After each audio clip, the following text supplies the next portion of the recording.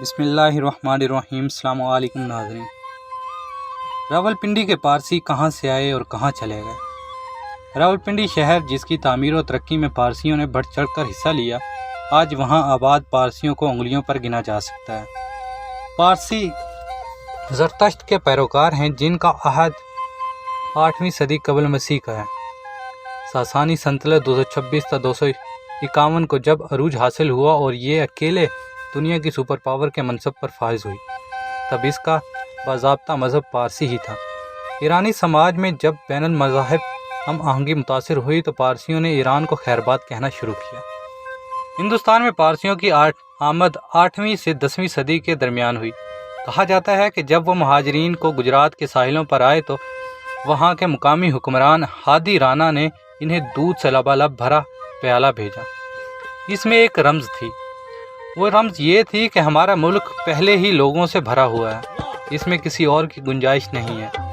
اس کے جواب میں پارسیوں کے مذہبی پیشوا نے دودھ میں شکر ملا کر واپس راجا کو بھجوا دیا۔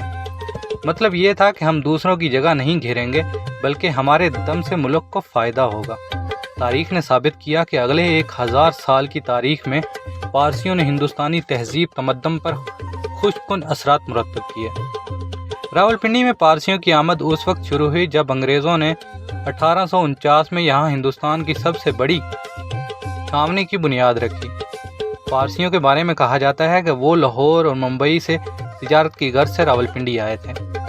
1855 کی مردم شماری کے مطابق شہر کی آبادی 15,913 افراد پر مشتمل تھی، جو اگلے 36 سالوں یعنی 1851 میں بڑھ کر 73,795 ہو گئی۔ اس کا واضح مطلب تھا کہ چھاونی کے بننے اور ریلوے نظام سے منسلک ہونے کے بعد راولپنڈی کی ترقی کا نیا دور شروع ہو گیا تھا۔ تقسیم کے وقت راولپنڈی شہر کی 56% آبادی غیر مسلم تھی، پر اس میں پارسیوں کی تعداد بہت کم تھی۔ یہ خالصتاً تجارت پیشہ کمیونٹی تھی جو صدر میں مختلف کاروبار سے وابستہ تھی، اور صدر بازار میں قابل ذکر دکانوں کے مالک پارسی ہی تھے۔ کسی بھی مردم شماری بک میں شہر میں پارسیوں کی تعداد تو نہیں لکھی گئی، لیکن 1851 کی مردم شماری کا حوالہ دیتے ہوئے لکھا گیا ہے کہ شہر میں سب سے پڑھی لکھی کمیونٹی عیسائی ہیں، جن کے تقریباً 87% مرد اور 52% عورتیں پڑھی لکھی ہیں، جبکہ پارسیوں میں یہ شرح بالترتیب 84 اور 60% ہے۔ اس طرح یقیناً پارسی ہی شہر کی سب سے پڑھی لکھی برادری تھی۔ واضح رہے اس دور میں مسلمانوں میں پڑھے لکھے افراد کی تعداد صرف 3% تھی، اور ہندوؤں اور سکھوں میں بالترتیب 29 اور 35% پڑھے لکھے مرد موجود تھے۔ شاید یہی وجہ ہے کہ 1893 میں شہر میں واحد فرسٹ کلاس اعزازی مجسٹریٹ ایک پارسی دھنجی بھائی تھے۔ اس کے ساتھ شہر کی معروف کاروباری شخصیت اور شاہجہان سنگھ حویلی کے مکین سردار شاہجہان سنگھ سیکنڈ کلاس اور روئے پنجاب میں شمار کیے جانے والے بہت بڑے جاگیردار بیدی گرج بخش سنگھ تھرڈ کلاس مجسٹریٹ تھے۔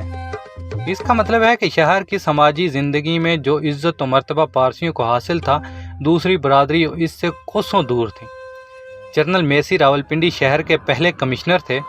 ان کی یاد میں 1880 میں صدر میں ایک یادگار میسی گیٹ کے نام سے بنائی گئی۔ اس گیٹ کی تعمیر شہر کے مخیر حضرات کے تفعیل ممکن ہوئی تھی، جن میں دھنجی بھائی پیش تھے۔ ان کے بارے میں بتایا جاتا ہے کہ وہ 1845 میں پیدا ہوئے اور موقع کی تلاش میں راولپنڈی میں مقیم ہوئے۔ جلد ہی اپنی محنت شاخہ کے بل بوتے پر شہر کی اہم شخصیت بنی۔ وہ اپنے آپ اس وقت کے ٹرانسپورٹر تھے اور فوجی ساز و سامان کی نقل و حمل کے ٹھیکیدار تھے۔ انہوں نے اینگو یعنی افغان جنگوں میں تانگا ایمبولینس سروس متعارف کی، جس کی وجہ سے میدان جنگ میں سینکڑوں فوجیوں کی جانیں بچائی گئیں۔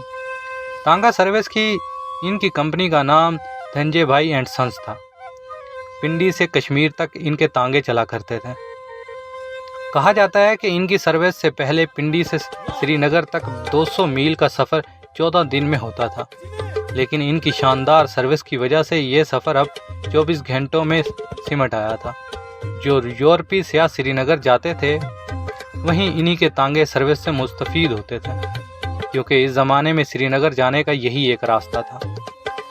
हर चंद मील के बाद इनके तांगों के अड्डे बने हुए थे जहां से ताज़ा दम घोड़े लेकर जोते जाते। ये तांगे मैसी गेट से चलते जिसके ऊपर वाली मंजिल पर शहर की पहली अवामी लाइब्रेरी धनजे पब्लिक लाइब्रेरी भी थी। यहाँ शहर के इल्म दोस्त अफराद की महफिलें जमा करती थीं। इन्हें खान बहादुर के आज़ादी खिताब के साथ OBE यानी ऑर्डर ऑफ ब्रिटिश एम्पायर का खिताब भी मिला हुआ था।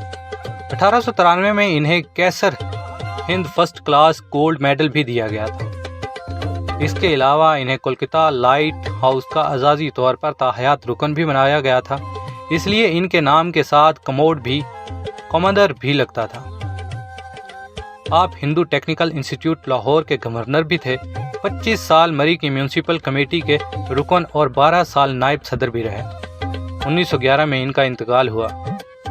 अंजुमन पारसा के सदर और साबिक अकलीती MNA असफंदियार भंडर ने इंटरव्यू देते हुए बताया कि तकसीम के वक्त यहाँ 70-80 खानदान थे, मगर अब मुश्किल से 5-6 रह गए हैं पारसियों के खानदान। जब इनसे पूछा गया कि क्या ये तकसीम के वक्त भारत चले गए थे, इन्होंने कहा कि नहीं, इसकी कोई तारीख तो नहीं है। शायद शहर में होने वाले हंगामों में इनकी जायदादों को भी आग लगाई गई और लूटमार की गई हो। अगरचे पारसियों का मुसलमानों के साथ कोई झगड़ा नहीं था, लेकिन शायद कुछ लोग इनकी जायदादों को हथियाना चाहते थे, क्योंकि शहर के सबसे मोतमल लोग वही थे। हो सकता है सारे तकसीम के वक्त ना गए हों, लेकिन बाद के हालात और मौके की तलाश की वजह से पारसी यूरोप, अमेरिका और कनाडा हिजरत कर गए। अगर आपको हमारी ये वीडियो पसंद आई हो तो प्लीज़ शेयर और लाइक ज़रूर करें और हमारे चैनल को सब्सक्राइब ज़रूर करें। शुक्रिया।